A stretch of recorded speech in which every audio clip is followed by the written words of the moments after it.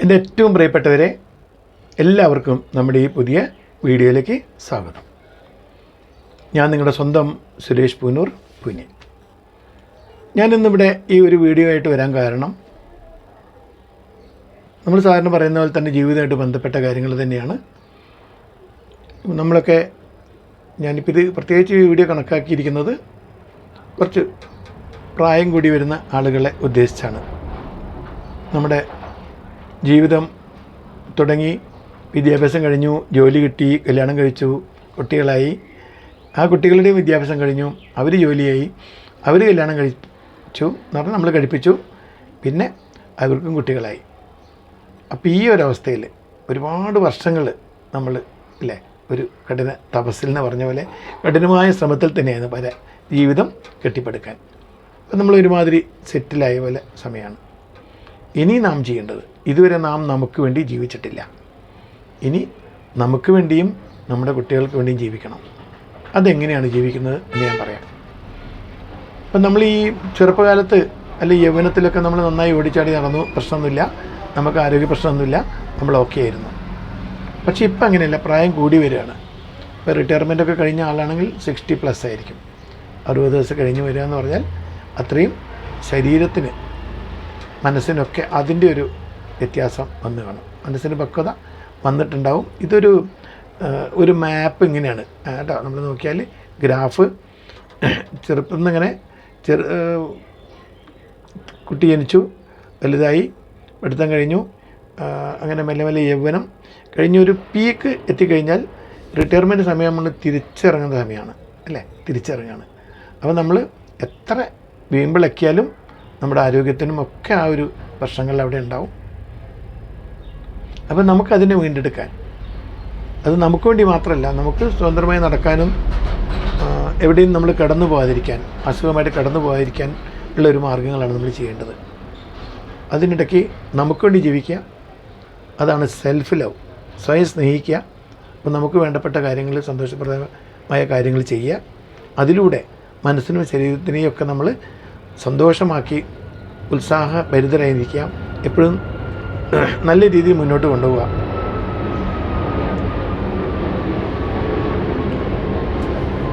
നമ്മൾ ഈ കാര്യങ്ങൾ ചെയ്യുമ്പോൾ അതോടൊപ്പം നമ്മൾ മക്കളോടും നല്ലൊരു കാര്യമാണ് ചെയ്യുന്നത്.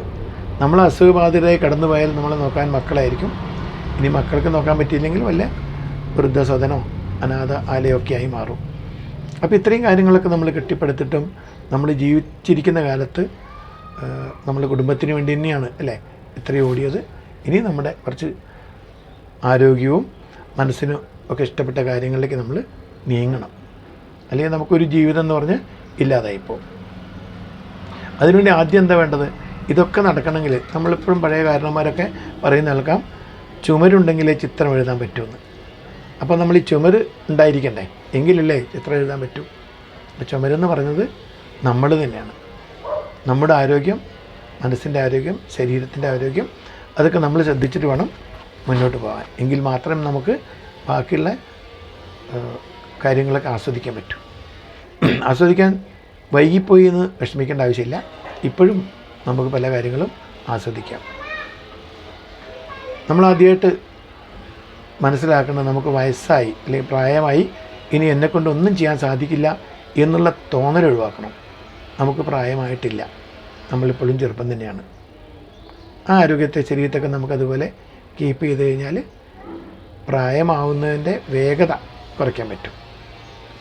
ഒരു സംഭവം അങ്ങനെയാണ് അല്ലേ.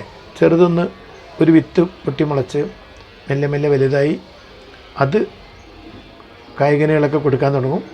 കഴിഞ്ഞു ഒരു ലിമിറ്റ് കഴിഞ്ഞാൽ പിന്നെ അതിൻ്റെ വളർച്ച നിന്നു, മാക്സിമം വളർന്നു കഴിഞ്ഞു, കായ്കനികളൊക്കെ കൊടുക്കുന്ന പ്രായം കഴിഞ്ഞു. പിന്നീട് അതിന് വിളവ് തരാനൊന്നും പറ്റില്ല, മെല്ലെ മെല്ലെ അത് നശിക്കാൻ തുടങ്ങും അല്ലേ. എൻ്റെ ആരോഗ്യം, ഏത് മരമാണെങ്കിലും ചെടിയാണെങ്കിലും ആരോഗ്യം കുറഞ്ഞു കുറഞ്ഞ് ഒരു ദിവസം അത് കടപഴകി വീഴും. അതിൻ്റെ വേരുകളൊക്കെ നശിച്ചു പോവും, അറ്റുപോവും. അതുപോലെ മനുഷ്യനും സംഭവിക്കേണ്ടതാണ്. ഇതൊക്കെ സംഭവാമി യുഗേ യുഗേ, നമുക്കൊന്നും തടയാൻ സാധിക്കില്ല. പക്ഷേ അതിൻ്റെ ആ ഒരു വരവിനെ നമുക്കിത്തിരി സ്ലോ ആക്കാം. അപ്പോൾ നമുക്ക് സഹിക്കാൻ, കൊടുക്കാനും കഴിക്കാനുള്ള ഒരു നല്ല മനസ്സിനെ പാകമാക്കിയെടുക്കുക. അതുപോലെ നമ്മുടെ ആരോഗ്യവും മെച്ചപ്പെടുത്തി വെച്ചാൽ ഇത് പെട്ടെന്ന് വന്ന് വീണ് കിടന്നു പോവില്ല. നമുക്ക് എണീറ്റ് നടക്കാനും നമ്മുടെ കാര്യങ്ങളൊക്കെ സ്വന്തമായി നിർവഹിക്കാനൊക്കെ പറ്റുന്നൊരവസ്ഥയിലായിരിക്കണം നമ്മളെപ്പോഴും. അതിനുള്ള ശ്രമം നമുക്ക് ചെയ്യാം. അപ്പോൾ അങ്ങനെയാണെങ്കിൽ എന്ത് വേണം? ആദ്യമായിട്ട് നമ്മൾ ചെയ്യേണ്ടത് നമ്മളെ സ്വയം സ്നേഹിക്കുക എന്നുള്ളതാണ്. നമ്മുടെ ശരീരത്തിനെയും മനസ്സിനെയും നമ്മുടെ എല്ലാ കാര്യങ്ങളെയും നമ്മൾ സ്നേഹിക്കാൻ പഠിക്കണം. ഇത് എൻ്റേതാണ് എന്ന് പറയുമ്പോൾ വെറുതെ നമുക്കൊണ്ട് ചെയ്യുന്നതെന്ന് പറയാതെ ഗുണകരമായ കാര്യങ്ങൾ ചെയ്യണം. അതിൽ മനസ്സിൻ്റെയും ശരീരത്തിൻ്റെയും ആരോഗ്യം ഏറ്റവും പ്രധാനമുള്ള കാര്യമാണ്. അപ്പോൾ എന്ത് ചെയ്യും? അതാണ് ശ്രദ്ധിക്കേണ്ടത്. പൊതുവെ നമ്മൾ ജോലിക്ക് പോകുന്ന സമയത്തൊക്കെ ഒരുപാട് ടൈം ടേബിൾ അനുസരിച്ചാണ് അല്ലേ ഓട്ടം ചാട്ടം ഭക്ഷണം കഴിക്കുന്നത് കിടക്കുന്നതൊക്കെ. നേരത്തെ കിടന്നില്ലെങ്കിൽ രാവിലെ എഴുന്നേക്കാൻ പറ്റില്ല. അപ്പോൾ നമ്മുടെ ജോലിയെ ബാധിക്കും. അപ്പോൾ അതിൽ നിന്നൊക്കെ നമ്മൾ വിട്ട് മാറിയിട്ട് റിട്ടയർ ആയി കഴിയുമ്പോൾ 60 വയസ്സെന്ന് പറഞ്ഞാൽ റിട്ടയർമെൻറ്റ് ആയ സമയമാണ്. ആ സമയമാകുമ്പം നമ്മൾ കുറച്ച് മടിയന്മാരാവും. ഇനി രാവിലെ എഴുന്നേക്കണ്ടല്ലോ, കുറച്ച് കിടക്കാം. അങ്ങനെ എഴുന്നേക്കണ്ട എന്ന് കരുതി കിടന്ന് പിന്നീട് ആ കിടക്കുന്നതൊരു ഹാബിറ്റായി മാറും. അതൊരു മെല്ലെ മെല്ലെ നമ്മളൊക്കെ മടിയന്മാരായി മാറും. മടിയന്മാരാകുമ്പോൾ നമ്മുടെ ശരീരത്തിനും അതിൻ്റെതായ വ്യത്യാസങ്ങൾ വരും.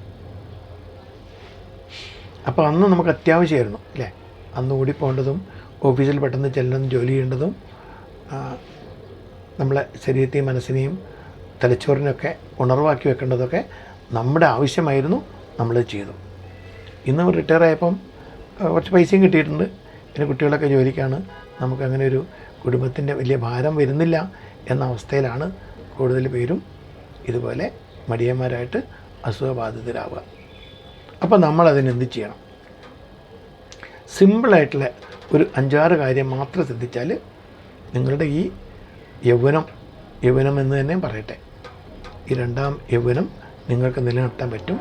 വാർദ്ധക്യത്തെ കടന്നു വരുന്നതെന്ന് മെല്ലെ തടയാൻ പറ്റും. മെല്ലെ മെല്ലെ നിങ്ങളുടെ അടുത്തേക്ക് വരും, പെട്ടെന്ന് നിങ്ങളെ ബാധിക്കില്ല. അപ്പോൾ അതിനെന്ത് ചെയ്യണം? നമുക്ക് വേണ്ട കാര്യങ്ങൾ നമ്മൾ കുറച്ച് ചെയ്യണം നമ്മുടെ ആരോഗ്യത്തിന് വേണ്ടി. ഇനി നമുക്കതിലേക്ക് കിടക്കാം. ഒന്നാമത് നമുക്ക് പറയാനുള്ളത്, രാവിലെ എഴുന്നേറ്റാൽ ഒരുപാട് വൈകി എഴുന്നേക്കരുത്. എഴുന്നേറ്റ് കഴിഞ്ഞാൽ നമ്മുടെ പ്രഭാത കർമ്മങ്ങളൊക്കെ കഴിഞ്ഞാൽ കുറച്ച് നടക്കണം. പണ്ട് നടന്ന പോലെ 4-5 കിലോമീറ്റർ നടക്കണ്ട, വേഗതയിൽ നടക്കണ്ട, സാവധാനം നമ്മൾക്ക് ആസ്വദിച്ചുകൊണ്ട് ഒരു 10-20 മിനിറ്റോ നടക്കുക. ഒന്നും പറ്റിയില്ലെങ്കിൽ മിനിമം ഒരു 10 മിനിറ്റെങ്കിലും നടന്നിരിക്കണം. ഒരു 10-20 മിനിറ്റ് നമ്മൾ നടക്കുമ്പോൾ കഴിയുന്ന വീടിൻ്റെ പുറത്തിറങ്ങി നടക്കുമ്പോൾ നമുക്ക് ആ കാഴ്ചകളൊക്കെ ആസ്വദിക്കാൻ പറ്റും. ചെടികളും മറ്റുമൊക്കെയുള്ളതാണ്. നമുക്ക് മാക്സിമം ഓക്സിജൻ കിട്ടും, നമ്മുടെ ശ്വാസം. അതുപോലെ ശരീരത്തിൻ്റെ പല കാര്യങ്ങളും ഗുണം കിട്ടും. നമ്മൾ കുറച്ച് പോക്കുവെയിൽ കൊള്ളുമ്പോൾ നമ്മുടെ ശരീരത്തിലെ വേദനകളൊക്കെ മാറി D2, D3 തുടങ്ങിയുള്ള എല്ലാ വിറ്റാമിനുകളൊക്കെ നമുക്ക് പ്രകൃതിയിൽ നിന്ന് കിട്ടും. നമുക്ക് സുഖമായിട്ട് മുന്നോട്ട് പോകാൻ പറ്റും. അപ്പോൾ നമ്മൾ ആദ്യം ചെയ്യേണ്ടത്, അപ്പോൾ ഞാൻ പറഞ്ഞ പോലെ ഈ നടത്താണ്. അത് കഴിഞ്ഞൊക്കെ വന്നു കഴിഞ്ഞാൽ നമ്മൾ ഭക്ഷണം കഴിക്കുക. ഭക്ഷണം എന്നത് പണ്ടൊക്കെ നമ്മൾ കഴിച്ച പോലെ, ചെറുപ്പത്തിൽ കഴിച്ച പോലെ, അല്ലെങ്കിൽ യുവതിയായിരിക്കുമ്പോൾ ചെയ്തതുപോലെ ഹെവി ഫുഡാവരുത്. ഹെവി ആയിട്ട് നമ്മൾ ഫുഡ് കഴിച്ചു കഴിഞ്ഞാൽ അത് ദഹിക്കാൻ പ്രയാസം വരും. അപ്പോൾ ഒരു കാര്യം നമ്മൾ ഓർക്കണം, നമുക്ക് കഴിക്കാനും വിശപ്പുണ്ട്, ദഹിക്കുന്നതൊക്കെ മനസ്സിലുണ്ടെങ്കിലും സംഭവിക്കുന്ന എന്താണ് ശരിക്കും ആലോചിക്കണം. നാം ജനിച്ച അന്ന് മുതൽ നമ്മോടൊപ്പമുള്ള കുറച്ച് അവയവങ്ങളുണ്ട്. ഹൃദയം, കരൾ, വൃക്ക അല്ലേ തുടങ്ങിയ ഒരുപാട് അവയവങ്ങളുണ്ട്. അപ്പോൾ കൈക്കും കാലിലൊക്കെ നമ്മൾ രാവിലെ ഈ നടത്തത്തിലൊക്കെ കുറച്ച് വ്യായാമം കൊടുത്തു. അങ്ങനെ ചെയ്യുമ്പോൾ നമുക്ക് കുറച്ചൊരു ഉണർവ് കിട്ടി.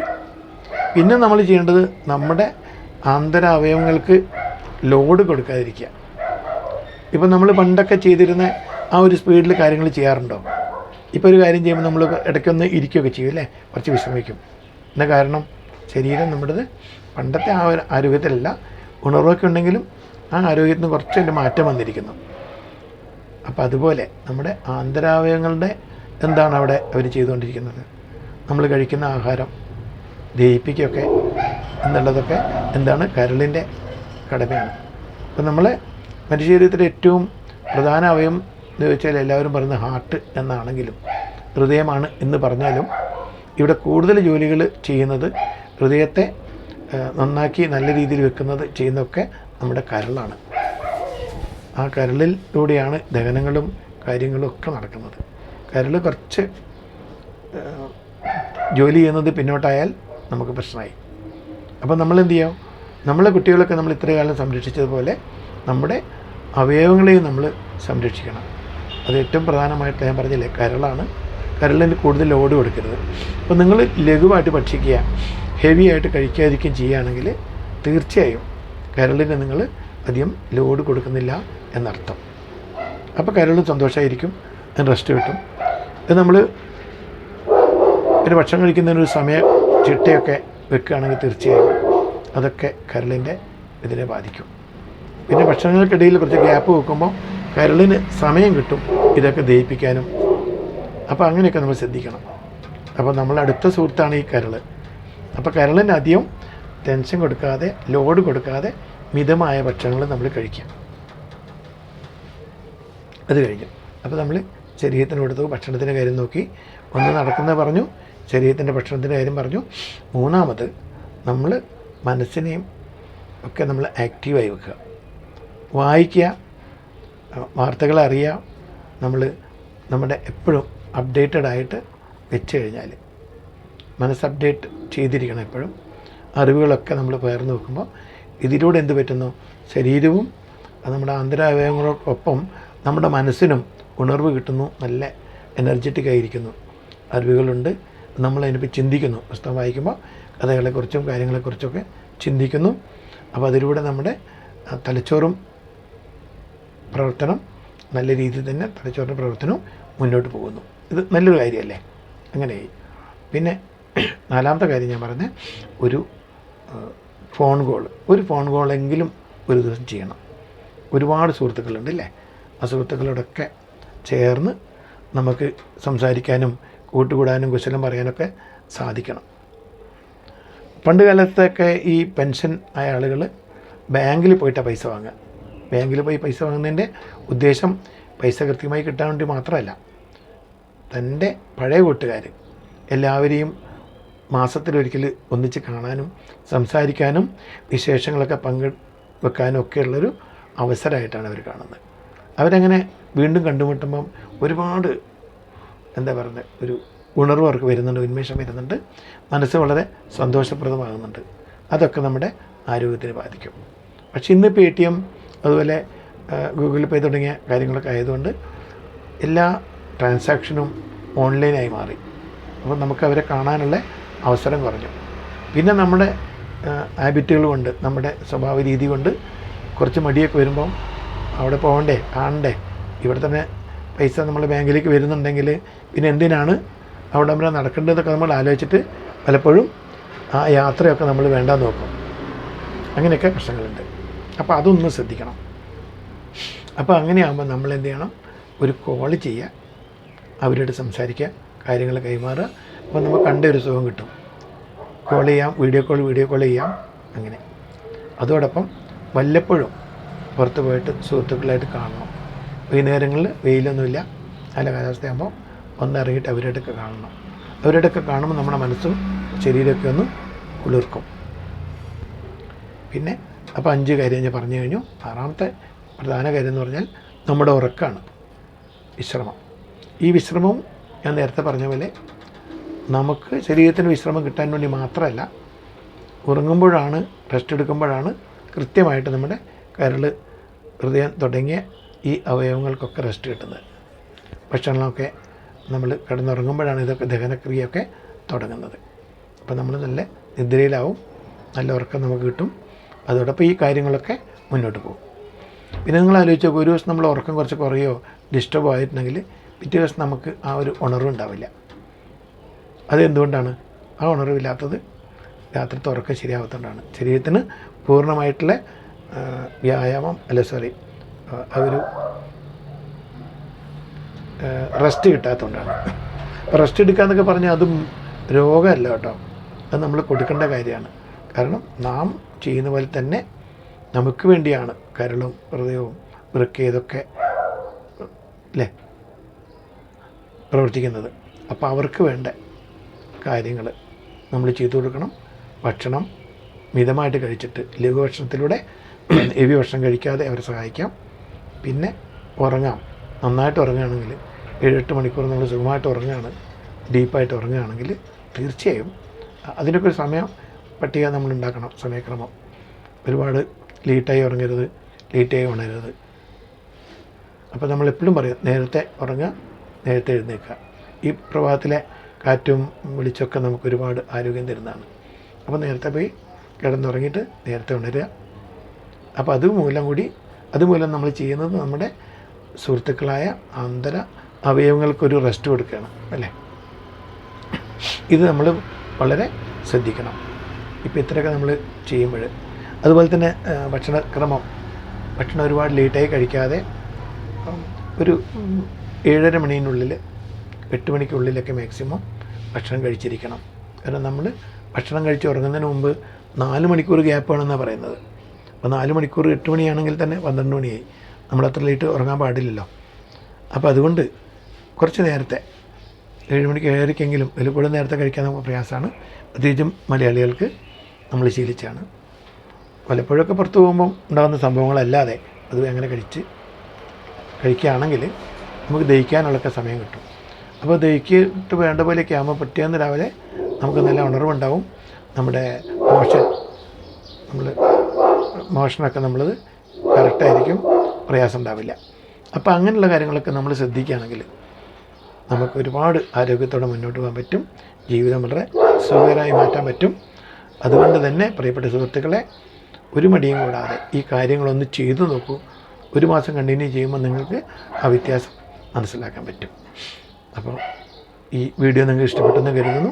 ഇഷ്ടപ്പെട്ടാൽ ലൈക്കും കമൻറ്റും തരണം. അതുപോലെ എല്ലാവരും സബ്സ്ക്രൈബ് ചെയ്ത് നമ്മളെ സപ്പോർട്ട് ചെയ്യണം.